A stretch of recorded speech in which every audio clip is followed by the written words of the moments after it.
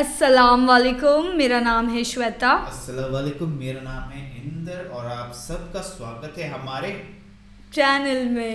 ابھی ہم سورہ الرعد کرنے والے ہیں، تو آئیے دیکھتے ہیں۔ بسم اللہ الرحمن الرحیم۔ تھنڈر، راڈ مطلب تھنڈر۔ شروع اللہ کا نام لے کر جو بڑا مہربان نہایت رحم والا ہے۔ الف لام میم را۔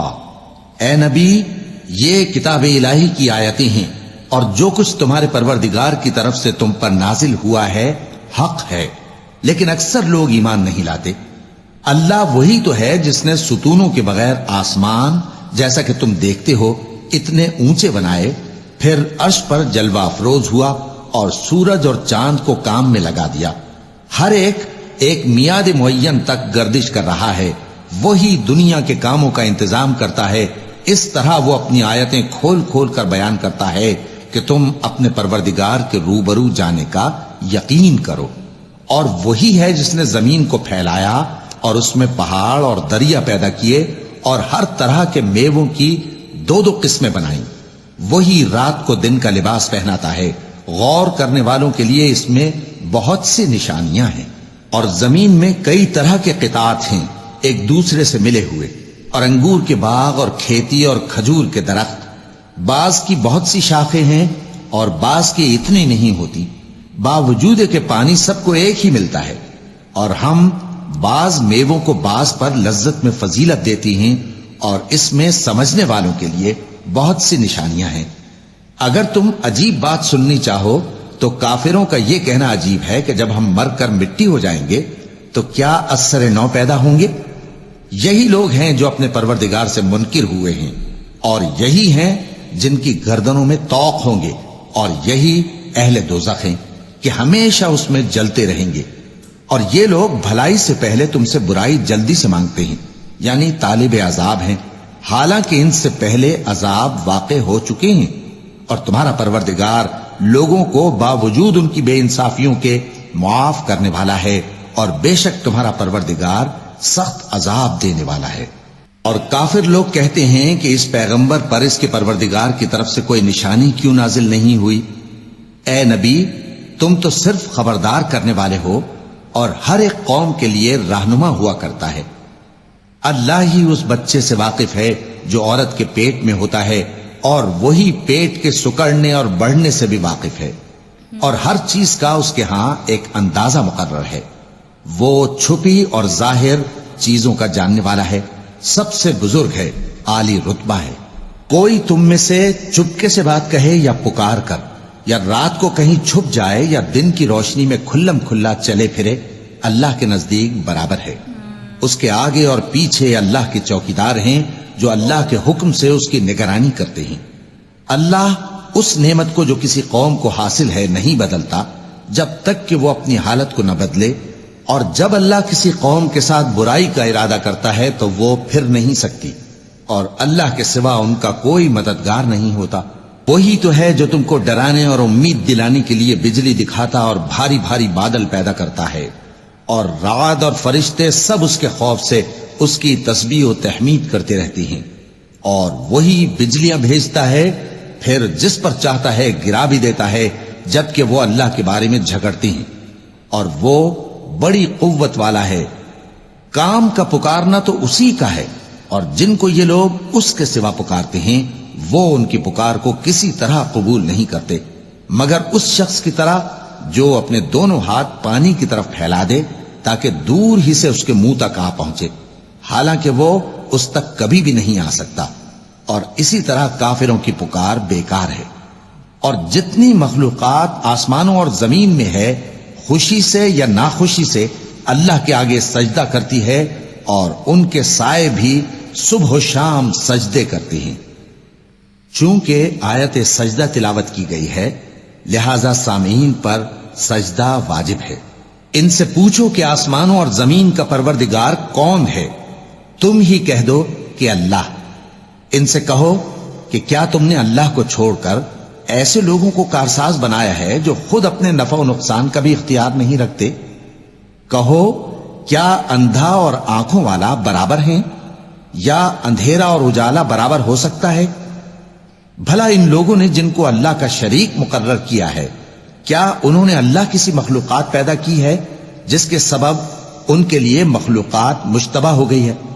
کہہ دو کہ اللہ ہی ہر چیز کا پیدا کرنے والا ہے اور وہ یکتا ہے، بڑا زبردست ہے۔ اسی نے آسمان سے مے برسایا، پھر اس سے اپنے اپنے اندازے کے مطابق نالے بہہ نکلے، پھر پانی پر پھولا ہوا جھاگ آ گیا، اور جس چیز کو زیور یا کوئی اور سامان بنانے کے لیے آگ میں تپاتے ہیں اس میں بھی ایسا ہی جھاگ ہوتا ہے۔ اس طرح اللہ حق و باطل کی مثال بیان فرماتا ہے۔ سو جھاگ تو سوکھ کر زائل ہو جاتا ہے، اور پانی جو لوگوں کو فائدہ پہنچاتا ہے وہ زمین میں ٹھہرا رہتا ہے۔ اس طرح اللہ صحیح اور غلط کی مثالیں بیان فرماتا ہے تاکہ تم سمجھو۔ جن لوگوں نے اللہ کے حکم کو قبول کیا ان کی حالت بہت بہتر ہوگی، اور جنہوں نے اس کو قبول نہ کیا، اگر روئے زمین کے سب خزانے ان کے اختیار میں ہوں تو وہ سب کے سب اور ان کے ساتھ اتنے ہی اور نجات کے بدلے میں صرف کر ڈالیں، مگر نجات کہاں؟ ایسے لوگوں کا حساب بھی برا ہوگا اور ان کا ٹھکانہ بھی دوزخ ہے، اور وہ بری جگہ ہے۔ بھلا جو شخص یہ جانتا ہے کہ جو کچھ تمہارے پروردگار کی طرف سے تم پر نازل ہوا ہے حق ہے، وہ اس شخص کی طرح ہے جو اندھا ہے، اور سمجھتے تو وہی ہیں جو عقل مند ہیں، جو اللہ کے عہد کو پورا کرتے ہیں اور قول و قرار کو نہیں توڑتے، اور جن رشتوں کے جوڑے رکھنے کا اللہ نے حکم دیا ان کو جوڑے رکھتے اور اپنے پروردگار سے ڈرتے رہتے اور برے حساب سے خوف رکھتے ہیں، اور جو اپنے پروردگار کی خوشنودی حاصل کرنے کے لیے مصائب پر صبر کرتے ہیں اور نماز پڑھتے ہیں، اور جو مال ہم نے ان کو دیا ہے اس میں سے پوشیدہ اور ظاہر خرچ کرتے ہیں اور نیکی سے برائی کو دور کرتے ہیں، یہی لوگ ہیں جن کے لیے عاقبت کا گھر ہے، یعنی ہمیشہ رہنے کے باغات جن میں وہ داخل ہوں گے، اور ان کے باپ دادوں اور بیویوں اور اولاد میں سے جو نیکوکار ہوں گے وہ بھی بہشت میں جائیں گے، اور فرشتے بہشت کے ہر ایک دروازے سے ان کے پاس آئیں گے اور کہیں گے تم پر سلام ہو، یہ تمہاری ثابت قدمی کا بدلہ ہے، اور عاقبت کا گھر خوب گھر ہے۔ اور جو لوگ اللہ سے پختہ عہد کر کے اس کو توڑ ڈالتے اور جن رشتوں کے جوڑے رکھنے کا اللہ نے حکم دیا ہے ان کو قطع کر دیتے اور ملک میں فساد کرتے ہیں، ایسوں پر لعنت ہے اور ان کے لیے برا انجام ہے۔ اللہ جس کا چاہتا ہے رزق فراخ کر دیتا ہے اور جس کا چاہتا ہے تنگ کر دیتا ہے، اور کافر لوگ دنیا کی زندگی پر خوش ہو رہے ہیں، اور دنیا کی زندگی آخرت کے مقابلے میں بہت تھوڑا سامان ہے۔ اور کافر کہتے ہیں کہ اس پیغمبر پر اس کے پروردگار کی طرف سے کوئی نشانی کیوں نازل نہیں ہوئی؟